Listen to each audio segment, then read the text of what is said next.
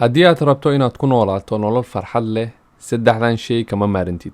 midda koowaad waa waxaad samaysid. inaad hesho waxaad samaysid, ha ahaadaana waxaad jeceshahay inaad samayso ama shaqadaada adiga wax qiimo u yeelaya noloshaada. taas waxay qayb ka qaadanaysaa noloshaada inay dhammaystirto ay kuu horseedo nolol farxad leh. sababtoo ah shaqo la'aanta ama howlqabasho la'aanta waxay ku horseedi kartaa dhibaatooyin badan. qofka waxaa lagu tilmaamaa qofka markuu shaqo la'aan yahay ama howl la'aan ay qabato badana inuu isku buuqo, stress iyo wax walba ay ku soo kacaan. marka inaad howl yeelato oo aadna qabatid waxaad jeceshahay waxay kor u qaadaysaa farxadda noloshaada iyo macaansigeeda. qodobka labaad ee ku horseedi kara nolol farxadeed waa inaad heshaa qof aad jeceshahay. qofkaas wuxuu noqon karaa lamaanaha ama qof familkaaga ka mid ah ama asxaab. marka inaad hesho qof aad jeceshahay oo kalsooni kaala dhexayso waxay la mid tahay inaad hesho nolol farxadeed. qodobka saddexaad ee ku horseedi kara nolol farxadeed waa inaad haysataa shay aad rajaynayso mustaqbalka aad ku tamaninayso.